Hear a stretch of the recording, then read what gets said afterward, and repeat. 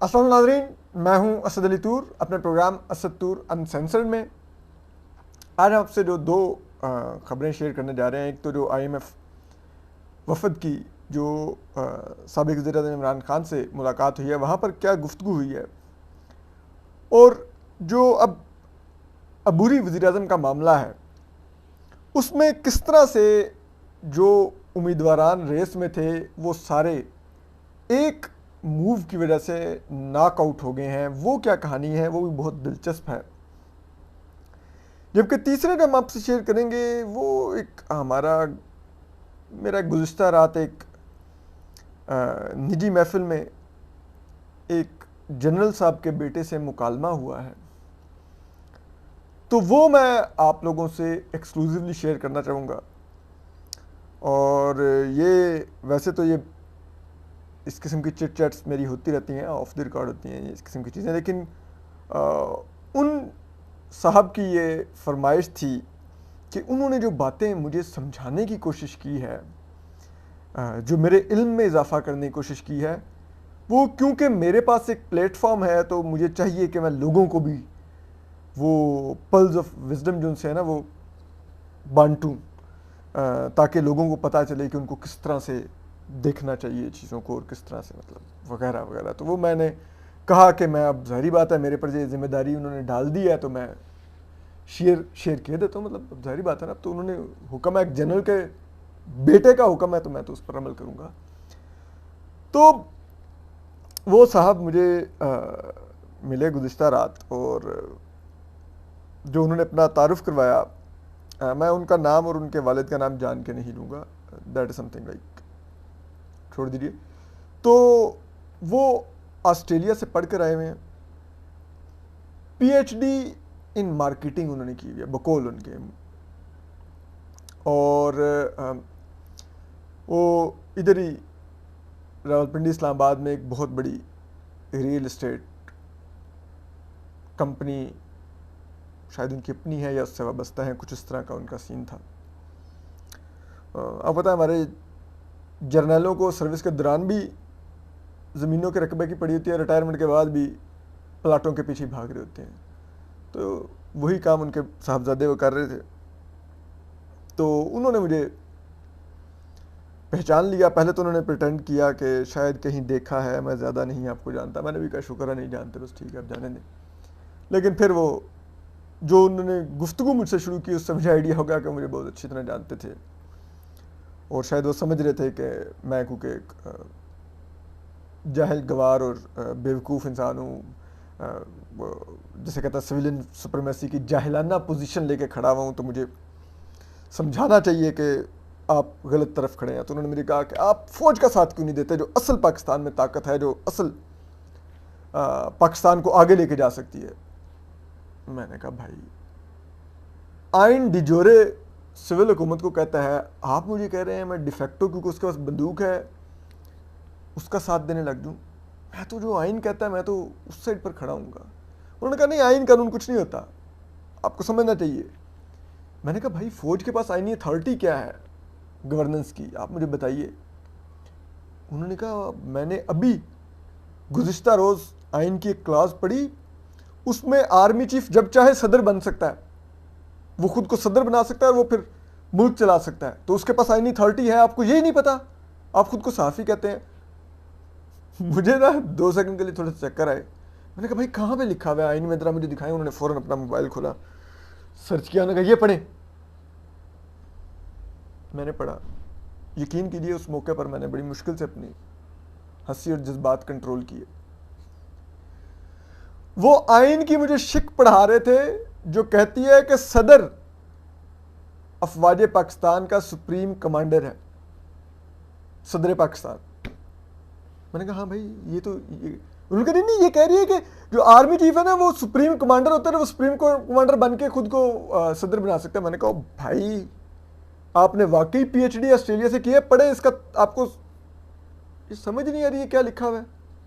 मतलब ये उनके, अब मुझे उसके बाद तो यकीन कीजिए मैं तो, मुझे डाउट हो गया ऑस्ट्रेलियन यूनिवर्सिटीज़ में क्या पढ़ाया जा रहा है। जो हमारे यहाँ से लोग अपने बच्चों को इतनी महंगी तालीम के लिए ऑस्ट्रेलिया भेज रहे हैं, अपने पेट काट के पता नहीं कितने हज़ारों लाखों डॉलर उधर फीसें अदा कर रहे हैं जो पाकिस्तानी रुपयों में शायद लाखों करोड़ों में जाती हैं, वहाँ से क्या उन यूनिवर्सिटी से प्रोड्यूस होकर आ रहा है। लेकिन शायद जनरल साहब का बेटा था, तो जिस तरह के अब्बा वैसे ही डफर औलाद, तो वो उन्होंने कहा कि मैंने कहा भाई, फिर वो उनको थोड़ा सा हुआ, फिर थोड़े, लेकिन उसमें जो सबसे मज़े की बात थी वो शर्मिंदा नहीं हुए। He was not embarrassed at all, he was very confident, he was like अच्छा। उन्होंने मोबाइल जब में डाला, फिर वो मुझे दोबारा लेक्चर देना शुरू हो गया। उन्होंने कहा देखें, फिर भी चले फौज के पास आईनी अथॉरिटी नहीं, लेकिन फौज का इतना बेहतरीन निज़ाम होता है, वो अपने शहदा के लिए पैकेजेस देते हैं, अपने लोगों को रिटायरमेंट पे प्लाट्स देते हैं, घर देते हैं। ये आपके सिविलियन क्यों नहीं अपने लोगों के लिए कर सकते ऐसा? मैंने देखें, हमारे फौज के हॉस्पिटल्स होते हैं, हमारे फ़लान होते हैं, ये होते हैं, मेडिकल हमारे फ़लान, ये वो, हमारी बिजली सब्सिडाइज होती है, हमारा ये होता है, फ़ौज इस तरह से अपने लोगों को कैटर करती है। मैंने कहा भाई, ये बिजली और गैस सब्सिडाइज लेके तो आप लोग कौमी खजाने पर बोझ बने हुए हैं। मैं जिस चीज़ का 100 रुपये अदा करता हूँ, आप 10 रुपये अदा करते हैं, और आप इस चीज़ को बड़े फ़ख्र से बयान कर रहे हैं। उन्होंने कहा नहीं नहीं, तो आप भी कर लेना अपने लिए, ये अपने सिविलियन हुक्मरानों को कहे ना कर लें। मैंने कहा भाई, वो 20 रुपये में 24 करोड़ लोगों को पालते हैं, आप 80 रुपये में 6 लाख लोगों को पाल रहे हैं। आप कैसे तवक्को कर सकते हैं कि जो 80 रुपये में आप 6 लाख लोगों को लग्जरी दे सकते हैं, वो 20 रुपये में हम 24 करोड़ लोगों को वो लग्जरी दे सकते हैं? कुछ तो यार लॉजिक अप्लाई करो। उन्होंने कहा नहीं नहीं, ये देखे ना, तो उसके बदले में फौज इतने काम भी तो करती है, फ्लड्स में आती है, इतना रेस्क्यू का काम करती है। मैंने कहा तो भाई, वो अमेरिका की फ़ौज भी करती है, वो ऑस्ट्रेलिया की फ़ौज भी करती है, वो क्या नाम है, कनाडा की फ़ौज भी करती है। ये तो फ़ौज की बुनियादी ड्यूटी और आइन में लिखा हुआ है कि अगर कोई ऐसा डिज़ास्टर होगा तो फ़ौज ये काम करेगी। मैंने कहा इसमें गैर मामूली बात क्या है? उन्होंने नहीं नहीं, देखें, अब आप लोगों ने अपना निज़ाम इतना ख़राब किया हुआ है, ये क्यों नहीं ये आगा खान वाले या निशात वाले ये लोग करते, ये रेस्क्यू का काम इनका काम होना चाहिए ना। मैंने कहा भाई, वो बिजनेसमैन है, रियासत ने जो मुझसे मुआहदा किया हुआ है आइन में, उसके तहत रियासत ने मुझे बुनियादी सेहत, तालीम और मेरी जानो माल का तहफ़्फ़ुज़ फराहम करना है। ये निशात ग्रुप या ये जिसे कहते हैं आगा खान ग्रुप, ये लोग नहीं है इसके लिए बने हुए, ये रियासत नहीं है, ये प्राइवेट बिजनेसमैन, उनका हक है। नहीं नहीं, देखे हैं, ये तो फिर कोई बात ना हुई। मतलब मुझे समझ नहीं आ रही थी कि वो भाई किस चीज़ को किससे कनेक्ट कर रहे हैं। वो रियासत का रोल कभी फ़ौज में तफवीज़ कर देते थे, और कभी वो रियासत का रोल चाहते थे कि वो प्राइवेट जो बिजनेसमैन है उनमें चले जाएँ। फिर मैंने उनसे सवाल किया, मैंने कहा आप रियल इस्टेट के बहुत बड़े बिजनेस से वाबस्ता है? उन्होंने कहा जी जी।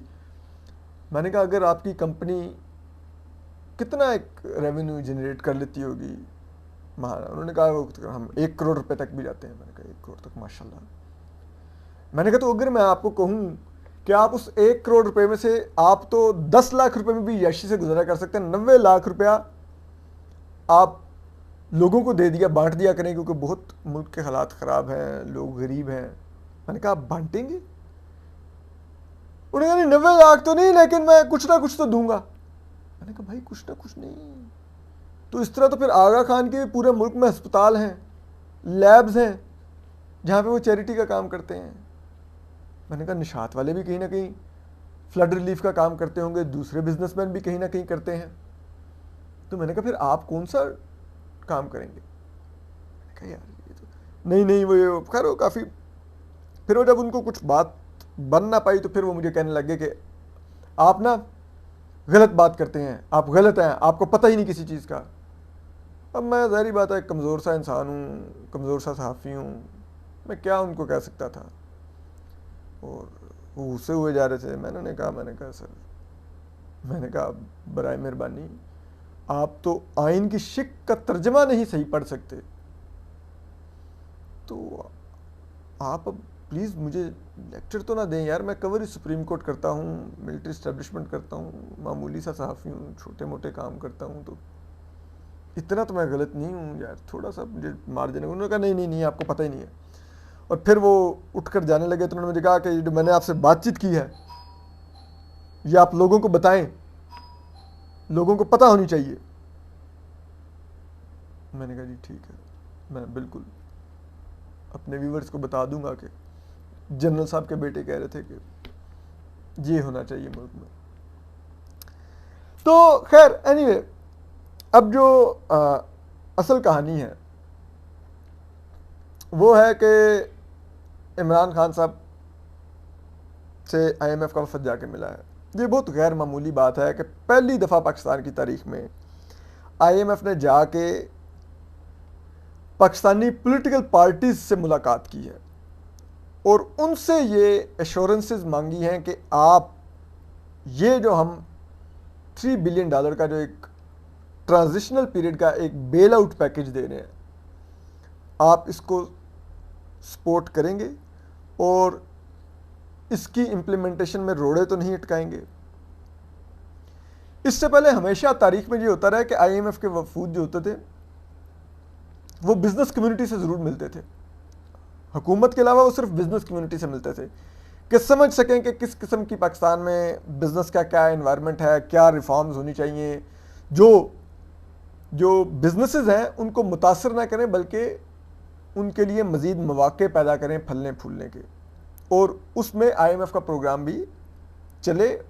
तो ये इसके लिए वो ज़रूर मुलाकातें करते थे और वो उनसे तजावीज़ लेते थे और फिर वो उन तजावीज़ को अपने प्रोग्राम में कहीं ना कहीं देखते थे कि हमारे प्रोग्राम में इन तजावीज़ को शामिल करने के लिए क्या मार्जिन है।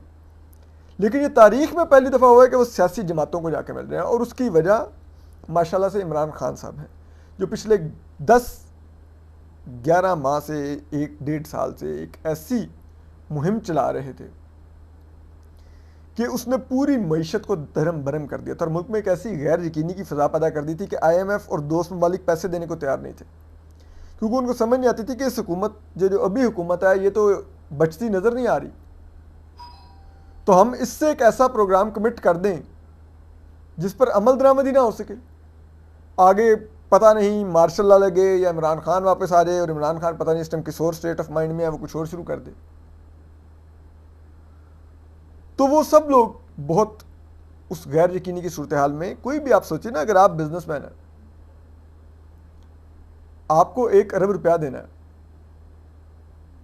ठीक है, क्या आप $1 अरब मुझे देंगे जब आपको मेरे घर के बारे में यकीन ही नहीं है कि मेरा घर चल सकेगा कि नहीं, और मैं अगले 6 माह में बाद इस घर का मालिक हूँगा कि नहीं, पता नहीं इस घर में कोई और आके बैठा हो और वो इस घर के अंदर तब्दीलियाँ कर दें, आपकी एंट्री इस घर में बंद कर दें और कहें 1 अरब तो उसद को आपने दिए थे, उससे जाने हम तो कुछ और चक्कर में इस घर में हुए, हम तो कुछ और चाहते हैं, तो ज़ाहिर बात है आप नहीं देंगे। तो उनको वो कंटिन्यूटी चाहिए थी, तो अब भी कंटिन्यूटी उनको नज़र आ रही है कि इमरान खान साहब नहीं आ रहे, जिसकी वजह से सब कुछ आईएमएफ प्रोग्राम और चीज़ें बहाल हुई हैं, लेकिन स्टिल वो ये ज़रूर चाहते थे कि इमरान खान साहब एश्योरेंसेस दें कि वो कोई दोबारा से कोई ऐसी इरिटेशन की और कोई चीज़ें ना करें कि वो ये चीज़ें मुतासर हों, या वो आईएमएफ प्रोग्राम पे क्रिटिसिज्म करके उसके अगेंस्ट अवाम में राय अमाना हमवार करने लग गए कि ये महंगाई हो रही है आईएमएफ की वजह से, फ़लान हो गया, ये हो गया। तो वो जाके मिले हैं और उसमें जो उन्होंने प्रोग्राम ब्रीफ किया वो तो ज़रा कहते हैं कि इमरान खान साहब के सर से महफूज फासला रख के गुजर गया, ठीक है। लेकिन उन्होंने ये ज़रूर आईएमएफ वालों कहा कि ठीक है आप $3 बिलियन दे रहे हैं, हमारा कुछ चंद टाइम गुजर जाएगा, लेकिन आपने कभी इस हुकूमत से पूछा है कि 9 माह बाद ये क्या करेंगे, इस $3 बिलियन को जब लगा लेंगे तो आगे क्या करेंगे, वो तो इनसे आप पूछें। ये वो इस किस्म के उन्होंने एतराज़ात उठाए। और दूसरा उन्होंने आईएमएफ से ये फरमाइश की है कि आप इस हुकूमत के ऊपर ये शर्त रखें कि इलेक्शन हर हाल में नवंबर में होंगे और ये तमाम सियासी क़यादत को इलेक्शन में हिस्सा लेने का मौका देंगे और किसी का रास्ता नहीं रोकेंगे, किसी सियासी जमात और किसी सियासतदान का इलेक्शन में हिस्सा लेने का। यानी कि वो इनडायरेक्टली आईएमएफ को कह रहे थे कि इनको कहें कि ये मेरे खिलाफ मज़ीद केसेस प्रोसिक्यूट नहीं करेंगे, मुझे डिस्क्वालीफाई नहीं करेंगे और मेरी जमात में तोड़ फोड़ नहीं करेंगे पीटीआई में, और मुझे और मेरी जमात को इलेक्शन में आज़ादी से हिस्सा लेने का मौका देंगे। एक लिहाज से इलेक्शन में आज़ादी से हिस्सा लेने और सियासी जमात को बरकरार रखने का उनका मुतालबा आइनी है, लेकिन बाकी के मेरे केसेस ना चलें, सब कुछ ना हो, और इसके लिए आईएमएफ से कहना कि आप ये यकीन दहानी लेके दें, ये बहुत शर्मनाक है। तो अब वो ये तो मामला है। और ये जो आईएमएफ प्रोग्राम है इसने एक चीज़ की है, इसने जितने भी पाकिस्तान में इस वक्त लोग रेस में थे प्राइम मिनिस्टर बनने के, इंटरिम प्राइम मिनिस्टर बनने के, जिनके नाम ज़ेरे गर्दिश थे, या वो खुद फ्लोट करवा रहे थे, लीक करवा रहे थे कि मेरे से भी बात हुई है, या वो लॉबिंग कर रहे थे, कोई दुबई में जाके मुलाकातें कर रहा था, कोई GHQ army chief general Asim Munir को अप्रोच कर रहा था, वो कुछ कर रहा था, और वो अपनी, जिसे कहते हैं ना, वो कर रहे थे, अपने आप को सेल कर रहे थे कि हम प्राइम मिनिस्टर हो सकते हैं। वो सब लोग रेस से एक ही शॉट से आउट हो गए हैं, और वो शॉट है IMF प्रोग्राम, जो स्टैंड बाय प्रोग्राम है, जो 9 माह का, जिसमें $3 बिलियन मिलने हैं। उसने एक चीज़ की है, क्योंकि उसके बाद अब पाकिस्तान को एक इकोनॉमिस्ट प्राइम मिनिस्टर की ज़रूरत पड़ गई है, जो इकोनॉमी को समझता हो, जो IMF प्रोग्राम की रिफॉर्म्स को ना सिर्फ करे वो रिफॉर्म्स, उनकी इम्प्लीमेंटेशन यकीनी बनाए, बल्कि अगली हुकूमत के आने तक वो इस प्रोग्राम को सक्सेसफुली चलाए और मईशत को इस हद तक, वो जिसे कहते हैं ना, उसकी मरहम पट्टी कर दे कि जब अगली हुकूमत आए वो नया IMF प्रोग्राम निगोशिएट करने के लिए, तो ये ना आए कि इंटरिम गवर्नमेंट मजीद तबाही कर गई हो। तो वो उसके लिए एक इकोनॉमिस्ट प्राइम मिनिस्टर की तलाश है। माजी में आपको पता है, जब 90 की दहाई में इसी तरह पाकिस्तान की इकोनॉमी की हालत बहुत ख़राब थी, मियां नवाज शरीफ साहब हुकूमत से निकाल दिए गए थे, इलेक्शन 93 का होना था, तो उस वक्त अमेरिका से मोइन कुरैशी साहब दरामद किए गए थे, जो कि इकोनॉमिस्ट थे एक, तो फौज ने ही उनको दरामद किया था। अब भी यही गालिब इम्कान है कि एक इकोनॉमिस्ट प्राइम मिनिस्टर आएगा, जो इकोनॉमी को और बिज़नेस को जानता होगा, IMF प्रोग्राम को समझता होगा, IMF से उसके ताल्लुकात होंगे, उसका बैनुल अक़वामी मालियाती इदारों और बैंकों के साथ ताल्लुक़ का तजुर्बा होगा, और इसके लिए इस वक्त हमारे जो फ़ौजी दोस्त हैं वो पूरी दुनिया में इस वक्त वो नज़रें दौड़ा रहे हैं, और लोगों के नाम इस वक्त, इस किस्म के जो लोग हैं उनके नाम और प्रोफाइल्स, जिसे कहते हैं, ज़ेरे मुतालिया हैं इस वक्त, और उन्हीं में से कोई पाकिस्तान का अबूरी प्राइम मिनिस्टर बनेगा जैसे ही ये असम्बलियाँ तहलील होंगी और एक अबूरी हुकूमत वजूद में आएगी। अपना ख्याल रखिए। अल्लाह हाफ़िज़।